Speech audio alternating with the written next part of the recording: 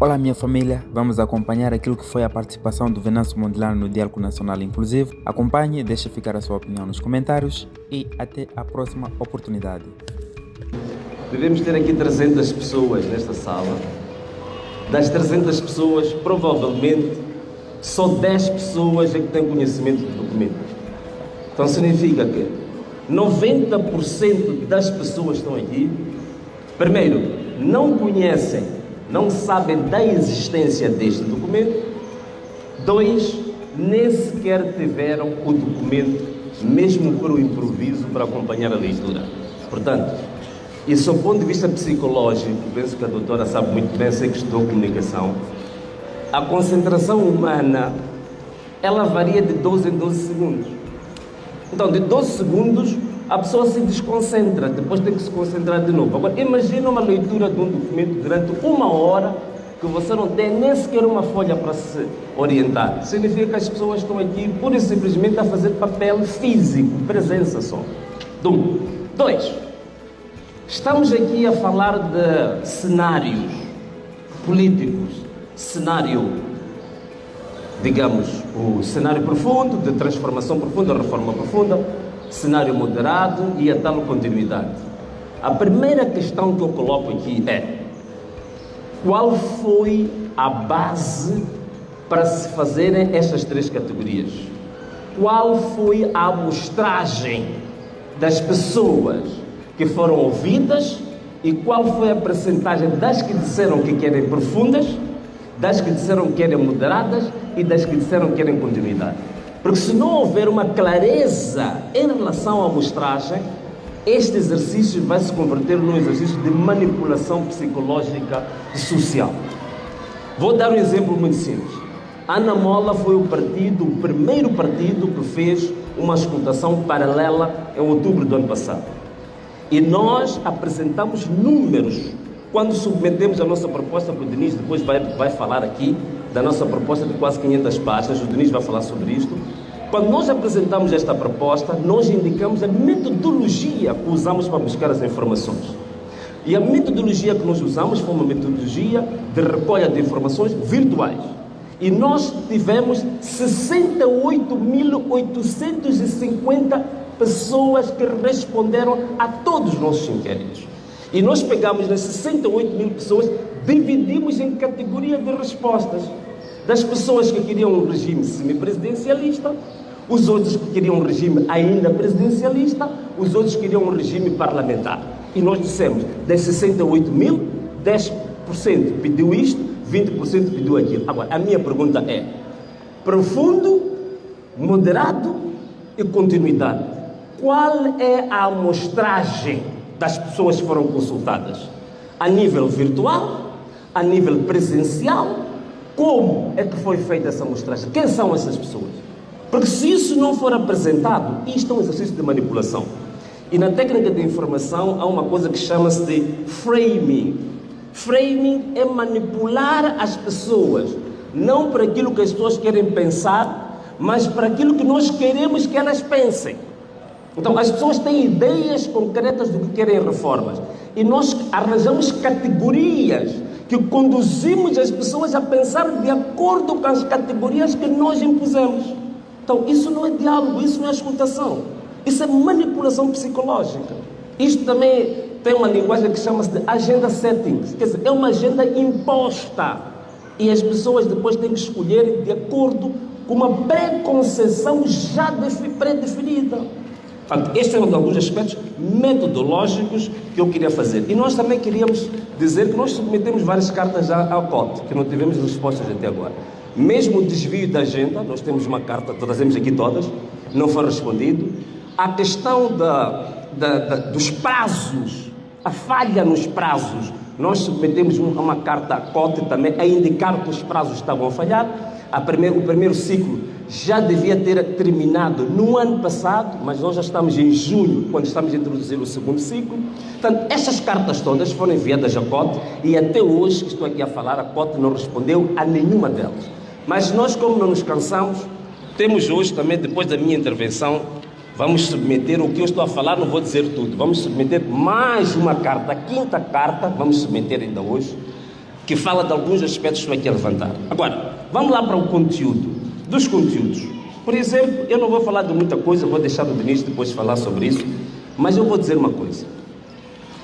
Toda a situação que surgiu neste país, que levou à instabilidade deste país, é muito simples. A situação que levou à instabilidade deste país chama-se verdade eleitoral. O que levou à instabilidade deste país foi fraude eleitoral. O que levou os moçambicanos, os jovens, a irem para a rua, protestarem, é porque queriam que aquilo que depositaram na urna correspondesse aos resultados que foram anunciados pelos órgãos eleitorais. Essa é que é o cerne, é a coluna vertebral de todo este diálogo. Tanto mais que a pessoa que está a falar aqui, foi provado isto, até dito pelo professor Severino Guenha, foi a primeira pessoa que fez o documento base que serviu de sustento para o tal chamado acordo político. Os 20 pontos que eu enviei em novembro de 2024 para o antigo presidente Filipe Jacinto Nunes, em que mostrava o que devia ser os pontos fundamentais das reformas no país. E o que acontece é que hoje estamos a desviar o foco daquilo que é o essencial que levou à instabilidade neste país. Por isso eu não vou me perder com muita coisa, eu vou entrar logo nas questões eleitorais. Bom, o que nós temos? Identificou-se uma série de problemas. E um dos problemas identificados é a lentidão no anúncio dos resultados eleitorais. Eu diria não só a lentidão, mas também a manipulação e o adultério, se me permitirem o termo, da verdade eleitoral depositada na urna. E depois, nós entramos aqui nas soluções e eu acho extremamente engraçado. Entre as soluções, se diz que houve moçambicanos que apresentam propostas moderadas para haver integridade, para haver transparência eleitoral. Então temos aqui escrito de que introdução de reformas graduais para melhorar a transparência, eficácia e credibilidade do sistema eleitoral. Quer dizer, nós temos moçambicanos que não estão bons da cabeça, estamos a dizer que o universo de dementes em Moçambique aumentou tanto que esses mesmos dementes estiveram nas audições da COTE e que disseram que não estão interessados em ter efetivamente uma transparência eleitoral. Que a transparência eleitoral pode ser feita devagarinho, devagar, não tão já. Por outras palavras, estamos a dizer que há moçambicanos que vieram para uma audição destas e disseram que não podemos combater rapidamente a fraude. A fraude tem que ser combatida pouco a pouco, devagarinho, aos poucos. Quer dizer, e Xanili não vamos moçambicar na zona.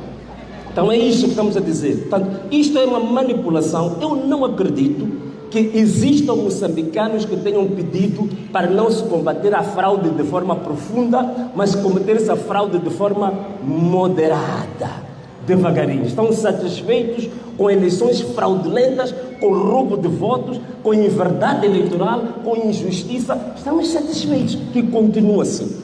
Portanto, isto é um ponto. Agora, em termos de propostas concretas, nós voltamos a repisar. Primeiro, é possível, sem custos adicionais, sem orçamento adicional, resultado eleitoral. As pessoas vão votar, fechamos a assembleia de voto, começa-se a contagem, em 24 horas é possível o país todo e o mundo todo saber dos resultados ao nível distrito por distrito. Isso é prático, é possível e nós mesmos fizemos testes na cidade de Maputo e isso é possível. Desde que, essa proposta já foi dita por muita gente, eliminar a intervenção do STAI distrital, do CDR, eliminar a intervenção da Comissão Provincial de Eleições e, pura e simplesmente, aquilo que é o resultado preliminar ou parcial, na mesa, ser transmitido eletronicamente para um diretório central, e que esse diretório central está ligado com partidos políticos, com observadores, com jornalistas e com os próprios eleitores. Portanto, eu, depois de votar na minha mesa, no ato de recenseamento, eu deixo o meu e-mail, deixo o meu telefone. Quando sair o edital da mesa onde eu votei, faço o scan e eu, como eleitor, mesmo estando em casa, eu recebo o resultado do scan da mesa onde eu votei em menos de 24 horas. Isso é possível, e querer fugir disto, começamos a falar de poligamia, queremos a falar de IVA, queremos a falar de criminalização, é desviar o foco daquilo que é essencial. Se nós pudermos, em 24 horas, fazer o resultado ser conhecido por todos os moçambicanos, nós eliminamos todos os focos de conflito que vem desde 1994 até hoje. Portanto, esta aqui é a proposta fundamental que eu queria deixar em poucas palavras, bastante breves, aqui para os moçambicanos e para esta sessão, sendo que as partes técnicas mais detalhadas vou deixar aqui o Denis Tivani, que vai entrar em detalhes. Mas politicamente, queríamos deixar aqui saliente a todos os moçambicanos. Estas coisas de moderado, de profundo, de continuidade, é uma manipulação psicológica, não tem absolutamente nenhuma evidência de que foram feitas consultas, porque nem sequer existe uma amostragem. Até o Decide, que começou uma semana, a plataforma Decide também implementou consultas virtuais. Em uma semana, o Decide já teve 5.000 pessoas que responderam as suas perguntas. A pergunta volta a ser feita: quantas pessoas é que Cote ouviu até hoje? Estamos aqui no distrito de Camboquane. O distrito de Camboquane tem mais ou menos cerca de 300.000 pessoas. Quantas pessoas vão ser consultadas no distrito de Cambutano? Aqui só temos cerca de 200 pessoas. Então, que façam essas contas e mostrem ao público para nós sabermos se estão mesmo a consultar ou estão a manipular as pessoas. Muito obrigado. Muito obrigado.